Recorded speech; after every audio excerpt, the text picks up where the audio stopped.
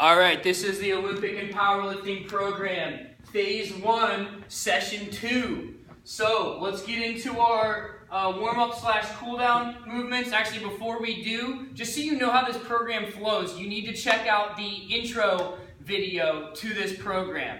Okay, because on this video, I'm just going to explain how to do the movements. I'm not going to talk about sets of reps or anything like that, so refer to the intro video for that information. Okay, the first thing I'm going to do is I'm going to use my foam roller, and I'm going to roll out. Yeah, the foam roller is a really important part of this program. And for those of you who are not familiar with it, this is like a self-massage, okay? So I can start up on my glutes, on my hips on the outside here. And you can see there's a number of different ways to do this, but I'm going to start with like a rolling motion from the top of my hip down to the bottom of my hip. I can do both sides. Then I can come to the outside of my leg, and I'm going to roll from the hip down to the knee. Then I can work to the front of my leg, and I can do the same thing. Think of your leg as a cylinder. You want to get all aspects of the cylinder. Now it's the inner thigh that I want to get. And then lastly, I can get my hamstring a little bit on it by turning around. It takes a little while to get familiar with this to really address the areas that you need to address. And you'll know you need to address it by the way it feels. It'll feel tender. Okay, so now I'm going to go to my calf, and I think on my calf the best way to do it is to do this rolling motion. So I'm like rotating at the hip so that the pressure is going from the inside of my calf to the outside of my calf. Then I can go to the lower part of it, and I can work my way down to my ankle. Then I can come up to, and I want to do both legs, and now I can come to my lower to upper back. Really my upper back, this is an area that will get tender for you, that will get sore from all this hard work that we're going to be doing. So I can roll right the extent of my shoulder blades. Then I can roll to one side. You can see I have my hands behind my head, which opens up my upper back muscles so that I can really stretch them out. And I can come down to my pecs. So you know I'm rolling forward onto it. I have the roller right underneath my armpit, but the pressure is on my pecs, and that's an area that gets really sensitive too. So really important part of the program. Great thing to start out with for your warm-up.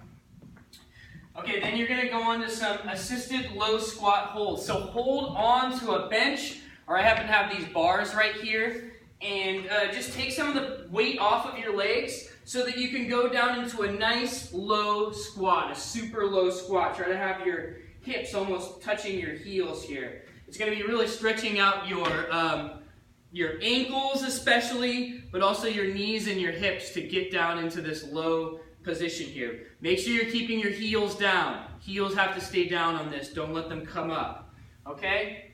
Next, you're going to do a lateral lunge hold. And again, if you need assistance on this in order to keep proper angles of your knees and to keep your ankles down, you may do that here. But if you don't need it, that's great too. You step forward onto one leg. Most of your weight's going to be taken with the bent leg. The other leg's going to be straight. It's a stretch for the inside of the straight leg, and it's going to be working the hips. You want to feel the weight in your hips and your quads of the trailing leg, and make sure you're doing both sides.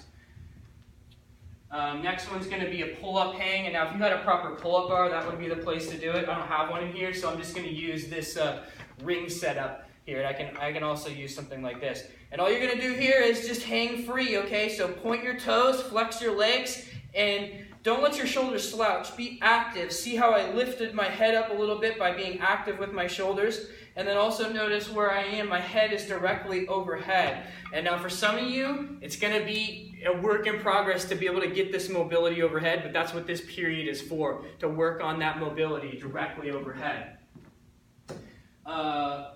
Assisted lunge hold. So I think the best way to use assistance in a lunge is to take a bar, a PVC pipe, place it into the ground, and then you can step one leg forward, and you're just going to hover here. So you can start by hovering at the top, but try to build your strength and coming down low. Just make sure here, just like with the squat, you want your knee angle to be appropriate. Don't let your knee cave in, and make sure you keep your front heel down. 75% of your weight's going to be in your front leg, specifically centered over your heel here. And then the lower you can go and hovering that knee right above the ground, you'll work your way up to it. You'll have to have mobility in your hip, the front hip, and the strength in the back leg, strengthen the front leg. And then mountain climber stretch is next. So yeah, mountain climber stretch. I step 1 foot forward, the other leg is back. Try to place your palms down.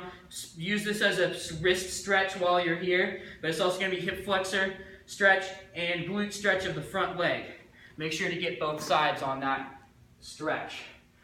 And then the last warm-up thing is going to just be some jump rope. So grab your rope, and the key with jumping rope there is to have the rotation, a really small rotation of the shoulders and a flex and bend of the elbows. This is what it should look like with your arms when you're doing your jump rope. And then the next step is you need to be able to coordinate the timing of having the rope come around, and you're going to be extending your knees, hips, and you're going to be extending up top and down low. This is the period at which you're going to be in the air, and then when you land, you're going to also reload your hands. So it's really your legs that are going to drive the action of your arms. And then, yeah, just get in the flow with your jump rope here.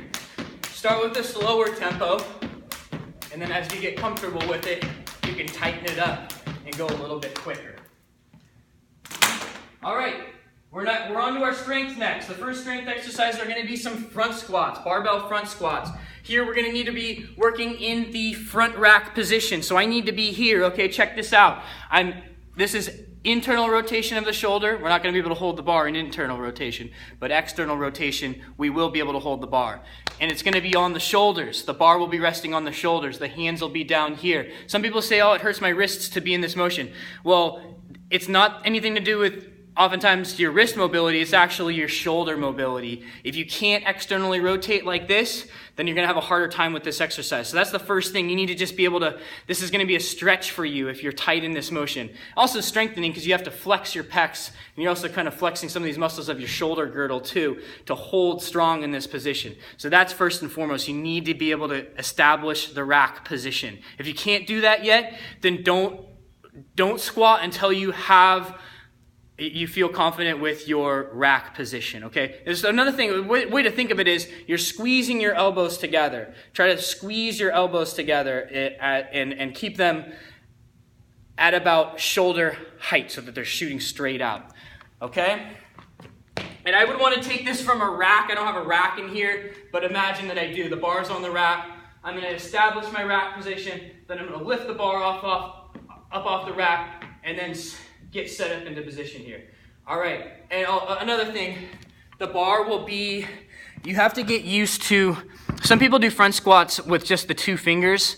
I guess to start, that's okay, but you ultimately want to progress to where you can have the bar even in your palm, because that's where you'd want to be when we start getting into the more complicated, getting into your jerks and your full clean and jerks. So, you have it in position. Now set your feet slightly wider than your hips. Keep your heels down. Don't let your knees cave in. And let's get full depth where the crease of the hip goes below the knee. So I'll drop in, hit the bottom position, pressing through the heels to drop out. Now notice my angles here. I want to sit the hips back while keeping the shoulders over the heels. This is going to really challenge the strength of my mid-back and also the mobility of my hamstrings to do this initial reach back of the hips and then start to bend the knees from there. And you want to be really diligent about not letting, from the bottom, not letting your knees cave in and not letting your hips come up first. You have to keep your hips and shoulders rising and falling at the same rate. Okay, next. You're going to be onto your bench press, and I don't have a proper bench press set up in here, but I'll just show you on here just with the body mechanics. Okay, yeah. So usually I would have the bar would be on a rack, but I'll just show you with the PVC pipe what I'm doing. Now, first, let me just show you what angles you want to be having. So I'm going to have the bar when I take it off the rack. It's going to be directly over my shoulders, and then I'm going to come down in this fashion. See about a 45-degree angle of my elbow. I always want my elbow to be a little bit behind the bar because I'm not going to be able to press it like this. This is where I'm going to have my best leverage, and it's going to be touching low on your chest here. And you have to think the whole time you're going to be squeezing your shoulder blades together, bracing your abdominals, and notice that I'm not detracting my shoulder blades as I lift up. I keep them retracted the whole time. And you can see also what that does is it lifts my chest a little bit. I don't have to go quite down as far. The other thing to consider on this one is what your legs are doing. Your legs are going to be really important. This is a full body exercise. You're going to be active through your legs the whole time.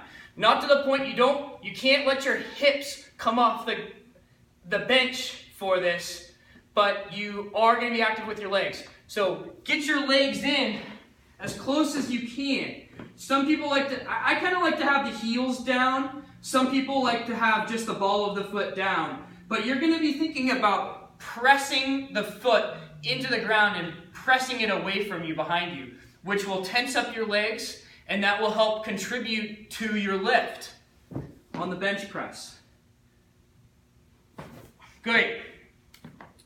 Next are pull downs. And again, I don't have a pull down machine in here, but so I'm just going to use this setup here. But if you did have a proper pull-down machine that most weight centers have, or even if you had if you had a proper machine there, I would use that first. But this is an option where you can wrap a band around something that's overhead, and I would even want to wrap it higher than I have it here. Because the most important thing I want you to work on with this exercise is the full range of motion. So in order to get full range of motion here, I have to kind of drop down about to here. But what I want you to notice is that my arms are directly overhead and in line with my torso to start. So try to get into this position for every repetition, and then pulling down and pulling the palms down to the shoulders. Yeah, this full range of motion is what will really help you with your lifts. And really thinking about driving your lats down, being active with your lats, being active with your abdominals. Those are your pull downs. Lateral band steps are next. Any kind of band setup that you can find. I have one of these that I'm going to double up and use. They have a specific kind of closed loop band that is just for this. The other thing I can do is I can tie a band around something low, put my foot in it, and I can do just a step out and step in. But I'll show you with this version. I'm going to step both my legs in here, and I'm going to take some lateral steps. I can maybe take 2 steps to the right, 2 steps to the left, really working the outside of my hips. Look at my stance though. Hips are back, shoulders are forward. It's almost like I'm going halfway down into my squat, and I'll try to keep myself level as I travel laterally. Okay, last strength exercise for today are some band chest squeezes. Okay, yeah, so this one you'll use a band, wrap your band around. Actually, it would even better than these closed loop bands that I have would be an open looped one where it just has handles on the end. You can use that one just the same. But wrap it around below shoulder height. Step forward into it. So see, I'm letting my chest open up here. From this angle, you can see how my arms are back. I'm letting my chest open up, and then I'm going to squeeze to close it down. And then repeat this motion. This is your band chest squeeze. Okay, and that's the last one for session 2 for the strength. The next thing you would want to do is go on to your cardio. I have a video where I explain all the cardio things. It's in a different video.